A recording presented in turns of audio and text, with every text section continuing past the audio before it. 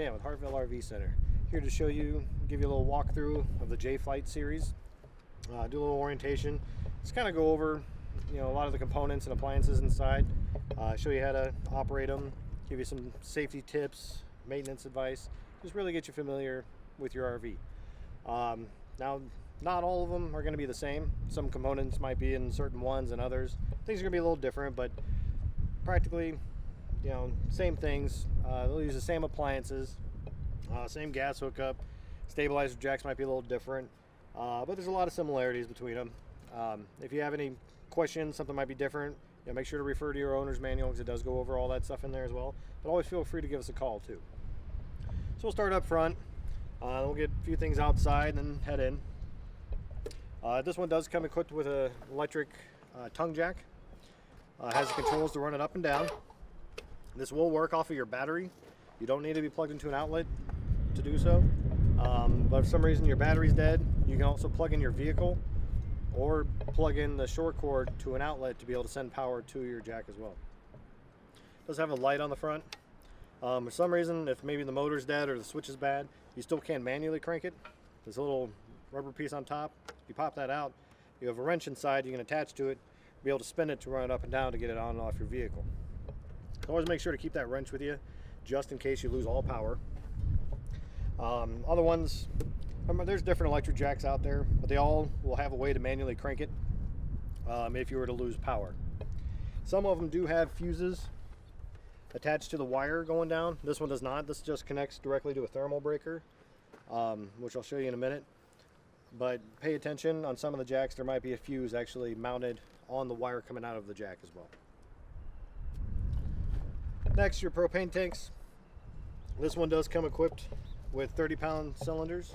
They will be filled up, so you have 60 pounds of propane. A lot of other ones might only have 20-pound cylinders, which means you'd have 40 pounds propane total. And in very small units, you might only get one cylinder total. When you have two cylinders, they will be connected on an automatic switch regulator.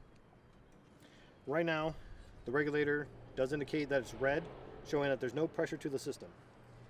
When you open up a cylinder, that'll disappear and go to clear to show you it does now have pressure. You actually want to open up both propane tanks. Whatever side this is pointed to will be your primary tank. So right now it's narrow, it's pointed to this tank, this is your primary. It'll use your primary tank. Once it gets empty, it'll automatically switch to go to your secondary tank. When that happens, the indicator on your regulator will go back to red to let you know your primary tank has no pressure. When that happens, just flip it towards the other tank, close your first tank, disconnect it, go get it filled. While you're doing that, you can still use the other one. Even with this pigtail off, it's not going to be drawing any air, so you'd still be able to operate your furnace, water heater, or even cook on your stovetop while the other one's disconnected. Get it filled, put it back on, open it up, let it drain from that tank, and when that's empty, it'll automatically switch to the other tank. So it's just, these can last you a long time. I know people that, these two cylinders could last them all summer. So it's not like you got to, check this multiple times a day, really just once a day. Just check it. If you see that it's red, then you know that that cylinder is empty and it's time to get it filled. So each of our RVs come with a 12-volt deep cycle battery. It's going to have two standard connections, black being your negative, red being your positive. Some campers might have two positives, maybe even two negatives. So you just want to pay attention, but most of the ones that we have will be color coded, black to black, red to red. A lot of times too, you'll have enough room to add a secondary battery if you do a lot of dry camping, just to get double amp hours. If you do a week-long trip solely off your batteries, you can add additional ones or even get larger batteries to accommodate for higher capacity. It does have a first line of defense going in. If you follow the power cord all the way back, we'll be going to some thermal breakers. These replace the fuses. Some units still use fuses. These actually have breakers to where if it draws too much amperage going inside, this will trip to make everything safe. But once the amp draw has gone down, it will automatically reset itself. You don't have to replace them. But some of them do have fuses that you have to replace. These batteries aren't maintenance free. You do want to check the water levels on them from time to time, at least like twice a year. If you pop these caps up, you'll see 3 holes with water If any of them look dry or low, add distilled water, never add tap water. If you do a lot more dry camping, to where the battery gets depleted and then recharged, depleted, recharged, it will boil the water out faster, so you want to check them more often. But if you're usually typically hooked up to full hookup all the time, just once or twice a year is a good idea to keep an eye on the battery. And the battery will get a charge when you are plugged into an outlet on shore power or while traveling from the alternator on your vehicle. So there's two separate ways to charge it. During winter months, I do recommend taking it off, putting it inside a garage. Don't leave it outside hooked up. Once the voltage gets really low, batteries can freeze and damage the plates. So during storage, I always recommend taking them off and storing them inside. Here are the stabilizer jacks. Now these are stabilizers, they're not levelers. So you always want to make sure to get your RV as level as possible first. Side to side on the wheels, it's a good idea to drive up on something like the Lynx leveler blocks. Just try to get a level side to side. Once you disconnect your vehicle, you just use the front tongue jack to level it front to back. Once it's level, you can drop your stabilizers. It does come with a wrench attached to the side to be able to run them up and down. You can buy accessories like this, just a 3/4 inch head to attach to a drill to zip it up and down a lot faster. Now when you do drop these and they touch the ground, you just want to do maybe like half more turn just to add some tension. You don't want to be using it to try to lift up the camper. They're not made to support the weight of it lifting off the ground. Never use these to try to change a flat tire or anything. They just stop from shaking around inside. If you are in a wet, muddy area, it's not a bad idea to put like a bigger block of wood under there, give it a wider foot base. It makes it a little more stable and also prevents the jack from actually sinking into the ground. If it is a wet area, maybe as you're camping the next day, you might notice it's kind of shaking around a little bit, the block's sunk in. Just come out and snug them up a little bit more. But you just don't want to force them down because it can damage the jacks. So you'll have two water sources. You have a city water connection where you'll be using the water pressure off of the campsite's faucet, or you do have a fresh fill where you can take water with you. Typically fresh tanks can range from like 20 to 40 gallons. This particular one actually has two fresh tanks, so it's actually going to be closer to 80 gallons of water you can take with you. Do keep in mind that much water adds a lot of weight. It's actually going to be about 600 pounds of water, so take that in consideration with your gross vehicle weight. Make sure you're not overloading anything by carrying that much water. But if you're using the city water connection, just connect your hose here, connect to the faucet at the campground. As soon as you turn on that water pressure, everything inside is pressurized. You don't have to turn on anything else. If you're using the potable water system, you do have to turn on the water pump to be able to suck from it to go to all the fixtures inside. It's a good idea for the city water connection to get a pressure regulator. What it does is just attaches to your hose. What it does is just keeps the pressure at about 50 psi. So you don't, in case you're near where the water supply is at the campground, it's real high pressure to push it all the way to the other end. You don't want to be damaging anything inside. It will regulate that and keep it at a good operating pressure to prevent leaks and damage to any of the components inside. Gravity fill is going to have just a cap where you can remove it to fill it up right there. There's no connection for the hose, so you can actually use like a bucket and stream water if you really wanted to. Just be careful with the contents adding to the tank. You don't want sand or dirt or anything in the water. It'll clog out the pump when trying to use it. And you also do get a drain. Having two tanks, it will have two drains. I'll show you those in just a second as well. Just whenever you're done using them, I always recommend draining it out because that water you don't want sitting in there for a long time. It gets real stagnant. You want to make sure to drain that out. Up here is going to be your tank flush. Not all J-Flights come with this. Many of them do. What it is, it's just a water line that goes to the side of your black tank, which is your toilet tank. And after you drain the black tank, you can attach your water hose up to here, and what it does is shoots water through spindles along the sidewalls of your tank to help flush everything out. You don't have to use it, but I highly recommend it. Let it run just for a couple minutes. Just gives it a nice little flush, cleans out as much debris as possible to get you a cleaner tank, and also help your probes inside read properly. When you are using this, it's very important to make sure to leave the valve open. So when you're adding water to it, it has somewhere to go. Don't close the valve and try to use this. It's just going to fill up your tank. So always make sure that that valve is open when using your tank flush. These are going to be your drains for your fresh tank, the potable water you can take with you. Now again, this one does have 2 tanks.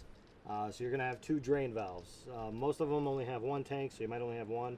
They're typically going to be right below where the fill is, or on the opposite side of the camper. Now you just turn it to your right to open it, turn it to your left to close it. During storage, we always leave them open just to remind us that they are drained. And as you're filling your tank, there are going to be overflow hoses to where water will start shooting down below to let you know that they are filled. So you want to keep an eye on that as you're filling it. It'll let you know when both are filled, but you also get a level indicator inside that tells you how full or empty they are as well. So here's your termination, where you're going to have your tanks empty out. Black handle is going to be your black tank for your toilet. The gray handle ones are going to be your gray tanks for your sinks and your shower. If you have 2 toilets in your RV, you're going to have 2 black tanks. This one only has 1 toilet, so there's only 1 black tank. But this one is equipped with 2 gray tanks. So you're going to have 1 handle here and 1 closer to the rear. Typically when they're split like that, the kitchen sink is going to have its own dedicated tank, and the other one's going to be for your bathroom, for your sink and your shower. When you attach the sewer hose, antifreeze coming out now. Attach your sewer hose, put it down your sewer. You always want to dump the black one first. Get all the contents of your toilet out. Once that one's done, and after you flush it out if you use it, make sure to close that valve and open up each of your grays separately. Don't open them at the same time. It's always best to just do one at a time, let it drain, get the next one.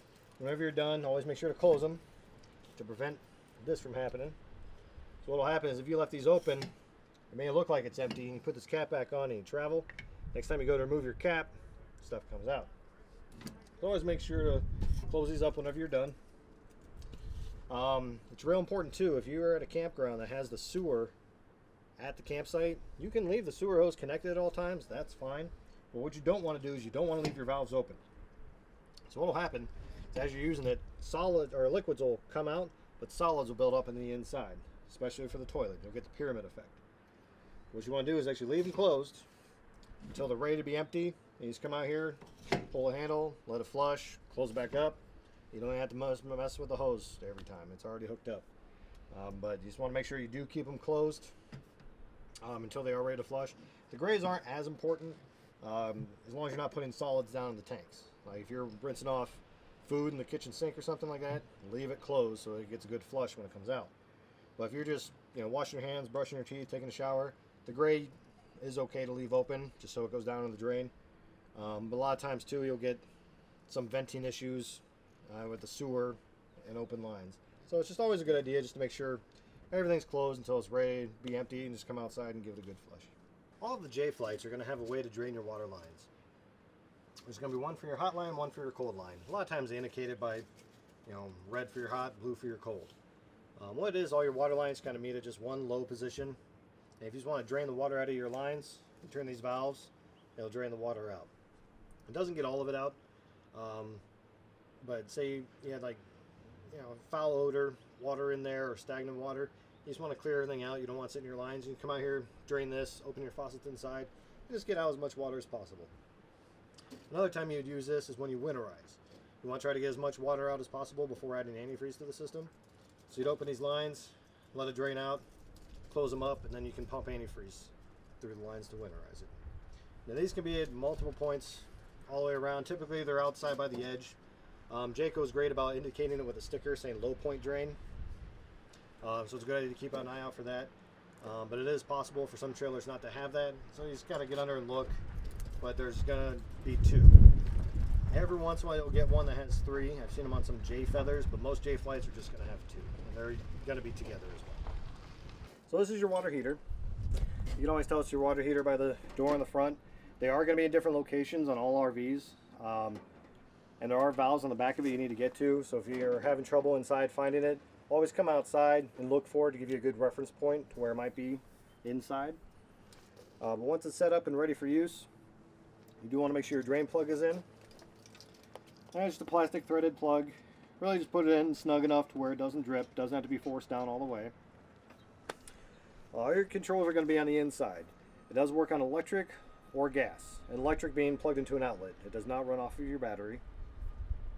Electric takes about an hour to reach temperature.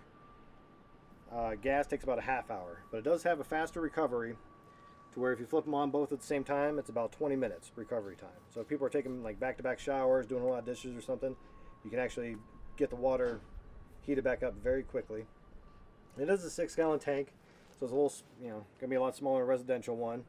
So you do want to take that in consideration as you're using hot water. The temperature is preset to 140 degrees. Just some safety stuff. It does have a pressure relief valve to where the pressure builds up too high in the tank. This will open up and release the pressure. This is actually another way to make sure that water is actually in the tank as well before you ever turn it on. So right now, if you open up the valve, if nothing comes out, you know the water level is not high enough. So you want to make sure to add water to the system to get this full before ever turning it on so you don't burn out the heating element.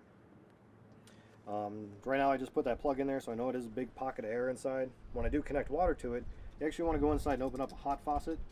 As the water pressure's going, you'll hear air hissing out for a while. Once solid water's coming out of the faucet, you know the hot water tank is full. So you can always come out here and double check if you wanted to. Open it up. If water comes out, you know it's okay to turn on. The most common issue we see with the gas operation is blockage in the burner tube. I've seen cobwebs in there. I've seen bugs build up in there. It's not a bad idea. Just periodically, once or twice a year, just get some compressed air, blow it out. That is definitely the most common. It does have direct spark ignition, so you don't have to come out here and light anything.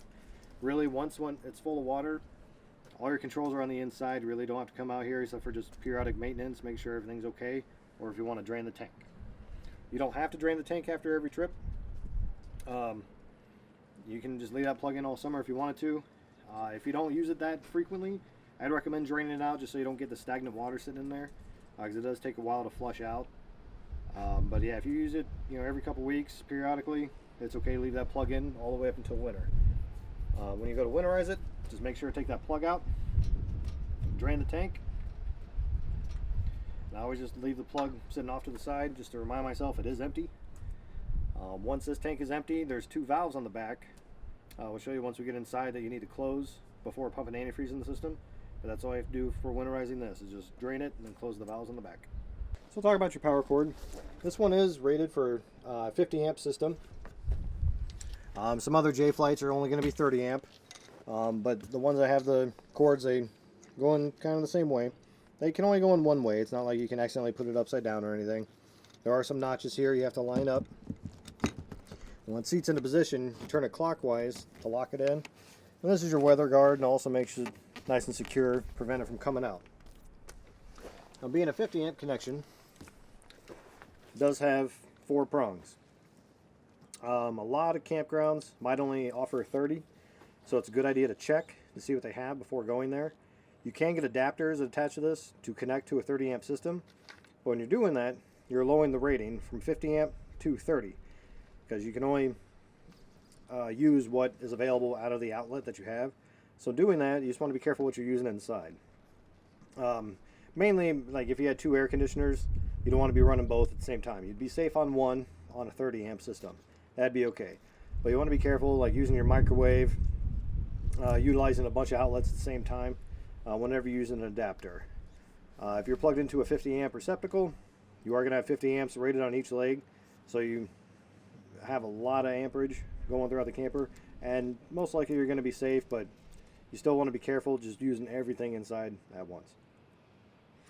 This does have an indicator on the top. When you plug it into an outlet, both of these lights will light up, letting you know the outlet is good. If one light is not on, that means one of the hot legs at the outlet you're plugged into is not working, and you want to call the campground. You want to be careful using extension cords. Extension cords do drop the voltage down.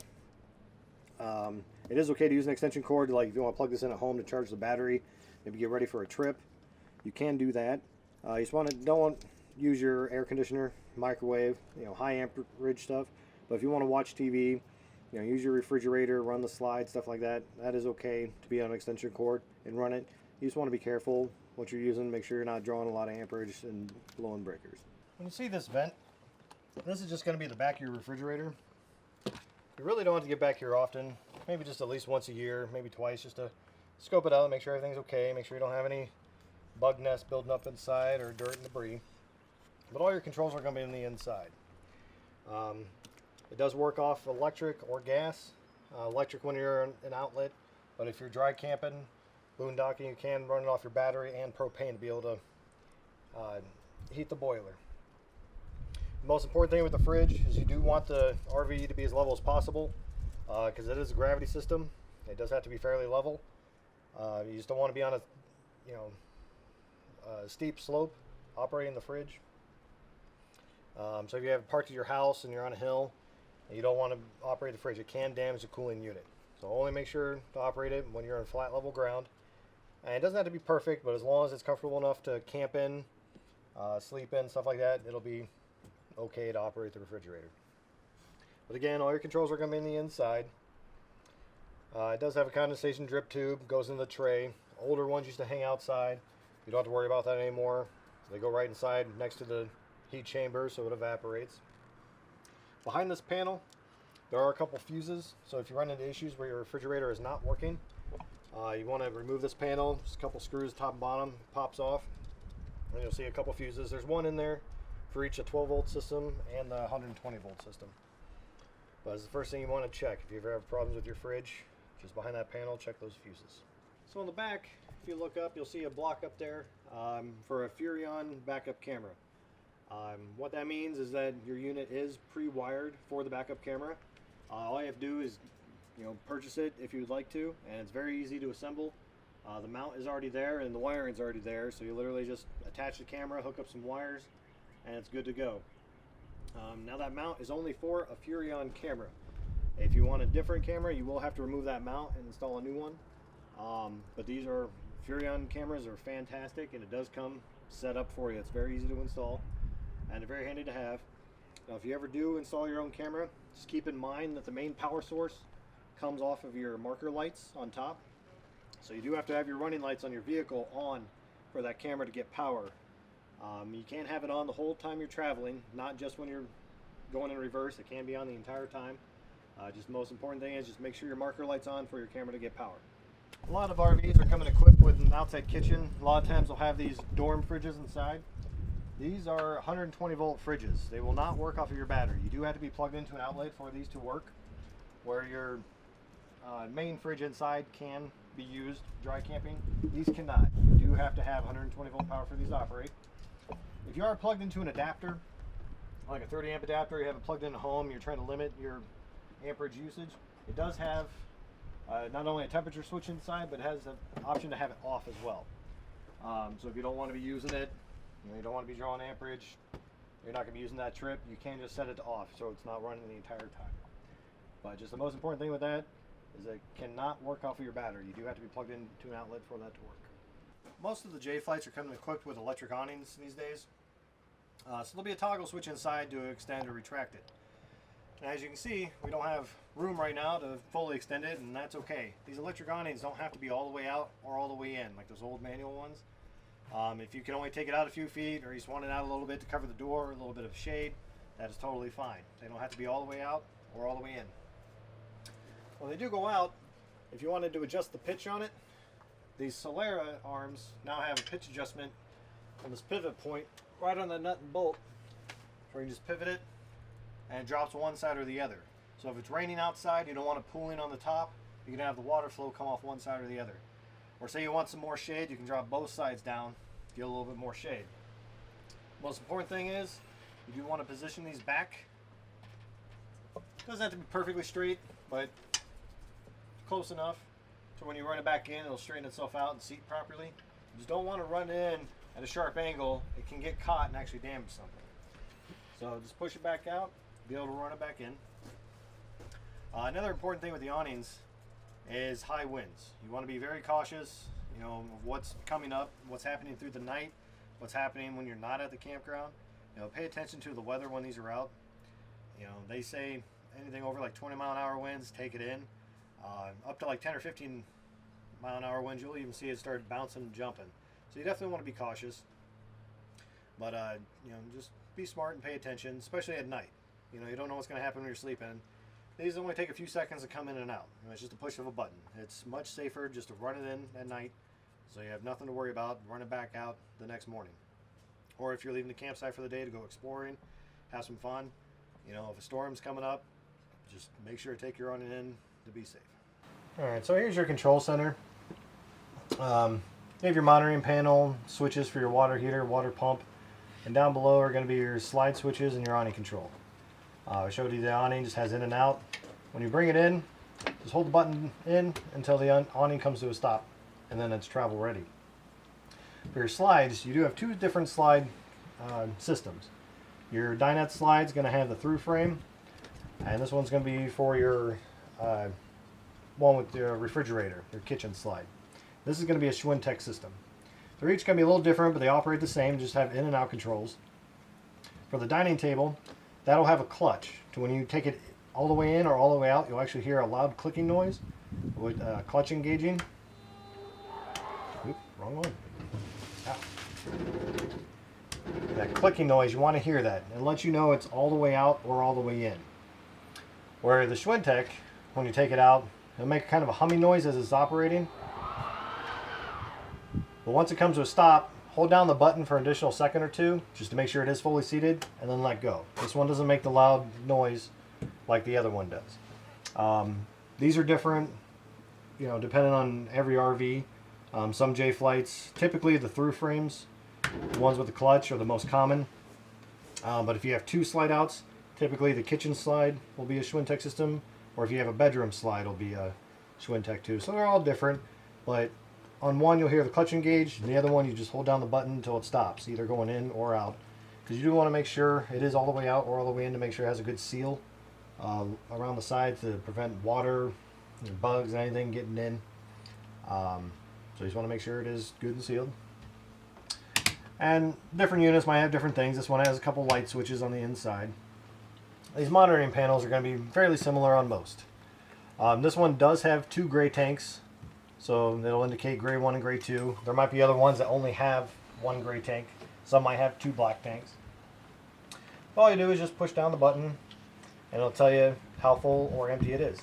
Gray 2 is typically going to be your galley tank, which is going to be your kitchen sink. It's usually dedicated on one, and it's most of the time indicated as gray 2. Gray 1 is going to be your bathroom sink and your shower. And a lot of times if you have an outside kitchen sink as well, that could be going to gray 2. Black is going to be your toilet tank. And just as you use them, they'll start to fill up. So you want to pay attention once they get to 2/3. It takes a while, especially for the toilet to get up, because it's going to be roughly about a 40-gallon tank. Once it gets to full, that's when you want to make sure to go outside and dump your tanks. Fresh is going to be your potable water holding system. This one does take a while to fill up because this unit has 80 gallons. Some only have 40, and some can even have less. But this will tell you once you fill it up that it's full, and as you're using it, it'll deplete down. And your battery indicator goes off of this low chart. Low, fair, good, and charged. Right now, the battery is indicated at good. It'll stay at good for about 80% of its life. Once it gets to fair, you might see your lights start to dim, but everything will still operate. Your slides will still operate, and your furnace will still run. Once it gets to low, that's when you want to make sure to get it recharged. Your slides might not move at all. It might move slow. Your lights will be real dim, things like that. When you are plugged into an outlet, your battery is going to charge. So it'll be indicated up here. If you're ever wondering if your battery's going to charge or not, if you press this, if it's not on the C, typically your battery's not getting a charge. So you want to look, see if maybe like a fuse is blown, or if you're using a lot of things inside at once. If you have like all your lights on, everything else, a lot of times it won't even reach up there because you're using more than what the charger can provide. So it's just something to keep an eye on. The switch is below. The left one is going to be for your water pump. Flip that on, turns on the pump. And again, you only need to use that for your potable water system. You don't use it on city hookup. Once it pressurizes, the pump will automatically turn off, but it'll turn back on every time you open up a faucet. These two switches for your water heater on gas, water heater on electric. You could have one on. If you need faster recovery, you can have both on. And again, electric only works if you're plugged into an outlet, but the gas can be used also while you're boondocking. We'll go over a few appliances here. Like your microwave, this only works on 120 volt when you're plugged into an outlet. It will not work off of your battery. It is a high amp draw item, so you do want to be careful when using that you're not running a bunch of other things at the same time. Your range hood has a light and a fan. When you're using the exhaust fan, you do want to make sure the vent on the outside is open. It just has 2 tabs you push up to be able to open it. Most of the stovetops now are coming with Furon ovens with a direct spark igniter. Not all models have that. If you don't have the spark igniter, just use a match to light it. Whenever you're using the igniter, always make sure that you are turning it clockwise. Never turn it counterclockwise, it can damage it. There's little indicator arrows pointing which directions. To light it, set the burner to the flame symbol. You can light 1, you can light 2, light all 3 at the same time if you wanted to. The front burner does get a little hotter than the back 2, so anything big, you want to make sure to use the front one as opposed to the back. You have an oven light on this model. To light the oven, do the same thing by setting this to the flame symbol, but you do have to push the button in and you have to light the pilot light. Sometimes this can take a few minutes sitting there trying to turn to ignite it, but eventually it will ignite. Once the flame is there, hold it down another 5-10 seconds. When you let go, the flame will still stay there, but to turn it on, you set it to a temperature and it'll turn on and off to maintain the temperature. When you're done cooking, if you plan on using it again, you can set it back to pilot, but if not, just make sure you set it back to off. It does have the glass stovetop cover. You do want to make sure that is down during travel, and always make sure when you put it down that the burners are not hot. You don't want that heat getting on the glass. So just make sure to put that down cold. This is your thermostat.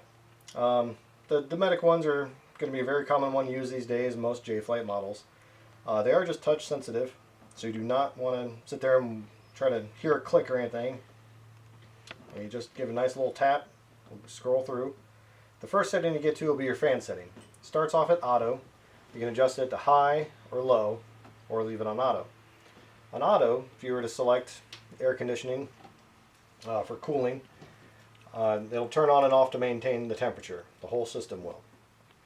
And if you select furnace, the next setting, set the temperature, and it'll turn on and off to maintain the temperature. Now if you were to go back and select high or low for the fan, you can leave it on this setting and just run the fan. But if you switch it to cooling, the fan will remain at whatever speed you selected at all times, but the compressor will turn on and off to maintain the cooling. And also if you were to switch it to furnace and have the fan on low, what will happen is that the furnace will run and come through the floor ducts, but your ceiling air conditioner fan will run at the same time. So I always recommend, if running the furnace, just setting the fan to auto. And same for AC, unless you want constant airflow, you want to set the fan to either high or low. And also too, if you were to tap the up and down buttons accidentally, it does change it to Celsius. So you just tap them again, switch it back to Fahrenheit. And right now I kicked on the furnace, and I'll select the thermostat back to off. But as you can see, the furnace is still going to be running. The furnace does run for an additional 60 to 90 seconds to clear out the combustion chamber and get any residual heat out left in the camper too. So just leave it set to off, and after about 90 seconds the furnace will turn off on its own. So don't think that anything's wrong with it still running. It is supposed to do that just for a safety reason. The refrigerator, it's a Norcold cold refrigerator. Let's have the power button right in the center here. And you do have technically 3 different modes. The first mode it comes to has the letter A, that's auto. So that'll go off your main power source.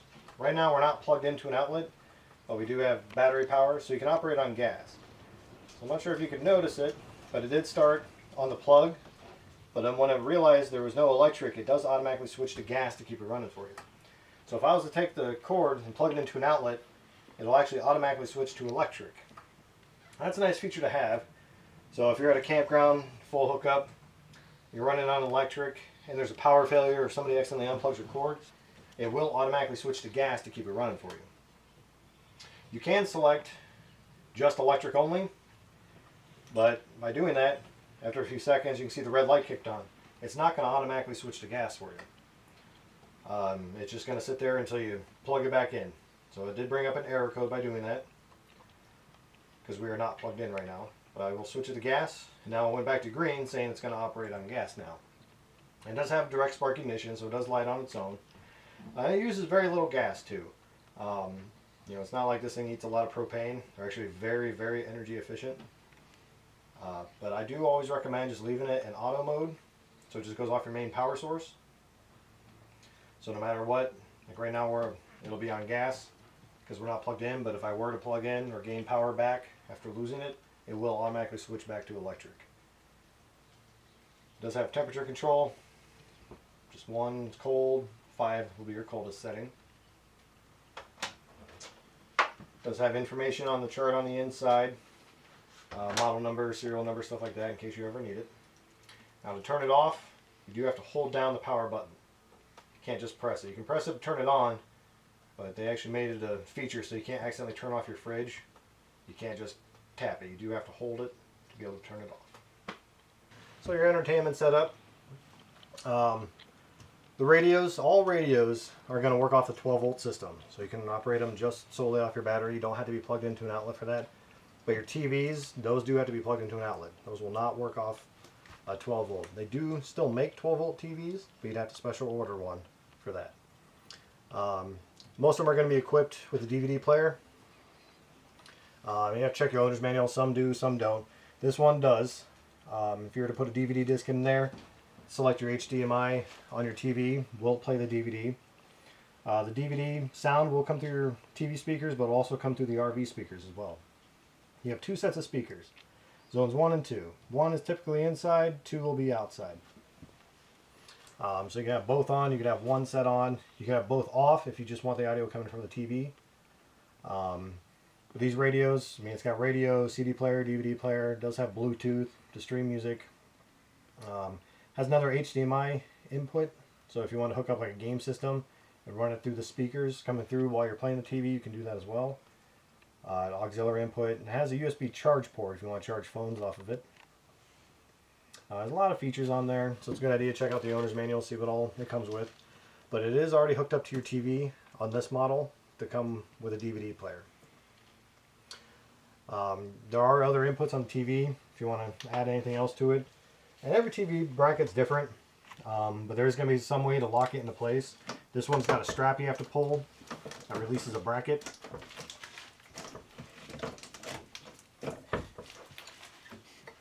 Maybe. There it goes. To where it can come out and swivel, turn to the side and adjust. Just for travel, you definitely want to make sure that is locked back into position. And this model doesn't come equipped with a fireplace. For electric heat, it is non-ducted, so the heat only comes out from the fireplace.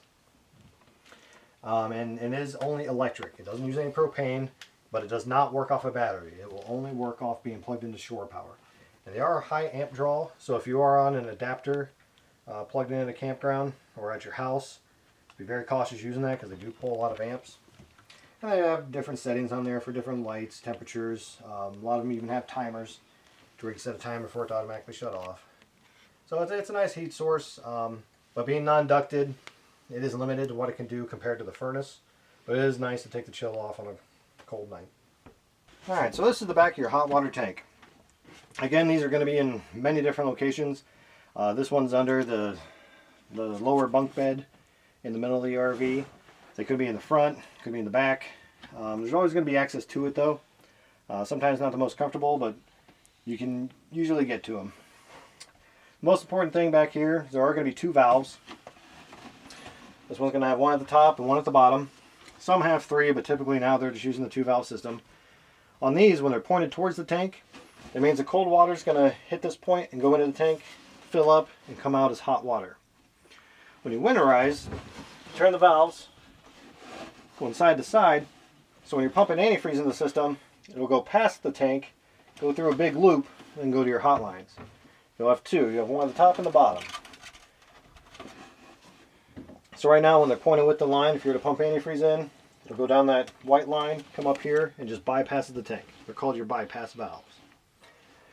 This is your water pump. So there's a valve at the end of this as well. When it's pointed towards the white hose, that's going to be pumping from your potable water holding tank. But when you want to winterize,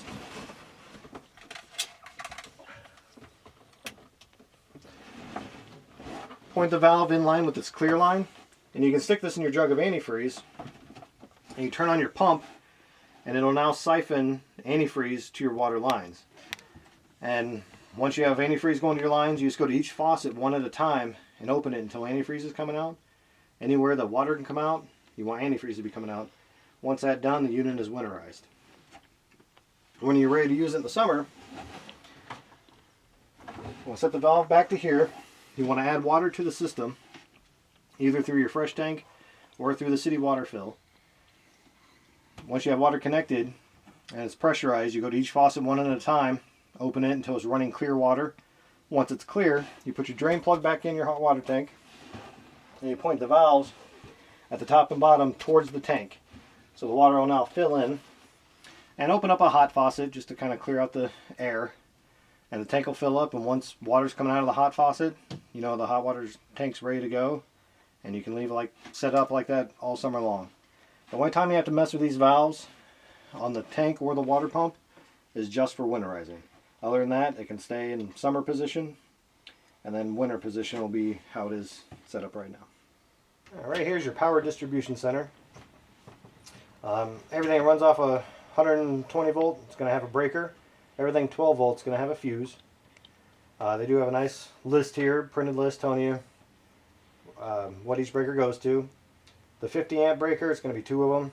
That's going to be your main breaker for the system. With that shut down, kills power to the rest. It's just like a household one. If they were to trip, make sure to turn it all the way off, and flip it up, turn it back on. The fuses, these are standard blade fuses. If they blow, you just have to replace them. Looks like you have 15 amp ones in this. Sometimes they'll have 20 or even up to 30s. It does have 25 amp converter fuses on the side here. Sometimes the converter fuses are on the back, so they're all set up a little differently. And this is a 50 amp system. On a 30 amp system, you're not going to have the double pole here. You'll just have one 30 amp breaker for the whole system. So each one's set up a little differently, and they're going to have different components on every single one you go to, but they are going to have a list telling you what circuits they do power. But yes, when it comes to the GFCI, they're not always in the bathroom. They can be in the kitchen, dining room table. You know, sometimes a little hidden, but there's always going to be at least one. Some bigger units do have 2. They can even be in storage compartments, so you want to keep an eye out for that. But check your distribution panel. It'll tell you if there's separate GFCI circuits. But if you notice an outlet's not working and your breakers are fine, you definitely want to check your GFCI. And you just press the reset button to reset it, and it should restore power to everything else. If it keeps tripping, that means that there is a bad short somewhere, and you want to make sure to unplug everything from the outlets and get it inspected to see what could be causing the issue. Alright, just a few safety items. On the ceiling, you're going to have a 9-volt battery smoke detector. It will come with a brand new battery when you purchase it. Just make sure to change it out every 6 months. Typically, if you hear a random beep happen every 60 seconds, it's that battery dying. But you do need to replace the batteries on that. Unlike your carbon monoxide detector and LP gas detector, that is going to be hardwired in. So as long as you have power to the RV, that does function. These can be in different locations, typically in the kitchen. Sometimes they'll be underneath a dinette booth. But these will be hardwired in. As long as the green light's on there, it's good to go. As long as you have power to the RV. You do also get a fire extinguisher. It is a BC rated fire extinguisher, so it's good for liquid and electrical. This little green button on top. Just want to periodically push it down. As long as it pops back up, it's still good.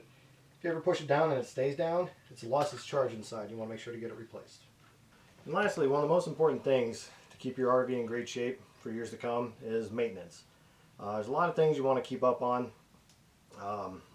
A very important one would be your tires, the wheel bearings. They do recommend getting the bearings repacked every 12,000 miles or once a year. If you don't keep track of your miles, you're just kind of doing more local trips, stuff like that, once a year is fine doing it. But if you're doing a lot of cross-country traveling, you either want to keep track of your miles or make sure to get the bearings repacked a little more frequently than that. Check your tire pressure for any long trip. Make sure your tire pressure is good.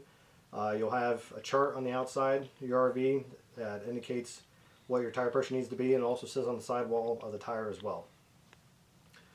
Exterior maintenance, you have everything that's screwed in outside, all your marker lights, vent covers, everything. It's going to be screwed in, and they're going to have some sealant around it, you know, to prevent water from leaking in. So you just want to check it periodically, at least a couple times a year. Just scope it out, go around the side, and you can use silicone-based sealant on the sides. And then lastly is going to be your roof. All your vents and everything on your roof is going to be screwed down. Then they put a lap sealant on there. Never use silicone. It's a special lap sealant made for RV rubber roofs. Just from over time, UV rays, temperature changes, even traveling, if you had tree branches scraping across the top of your roof, it is possible for that sealant to be peeled up or punctured or even crack open. You want to make sure to get it resealed, because if any of that sealant opens up, when it rains, water can get inside and creep inside and cause a lot of damage. So it's very important to keep an eye on your sealant all around the RV.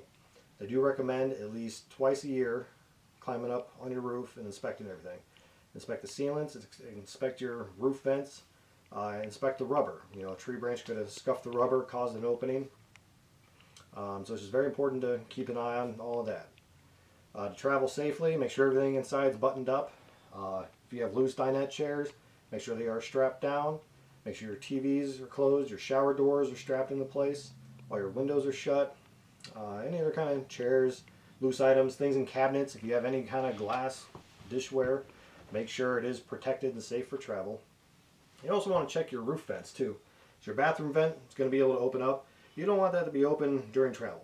You definitely don't want to forget about it, because it'll allow rain in when it rains. So just make sure everything's buttoned up tight. Make sure slides are in and in all the way to make a good seal on the outside. And also make sure your stabilizer jacks are up. Once everything is buttoned up, you should be traveling safely and hopefully had a good trip.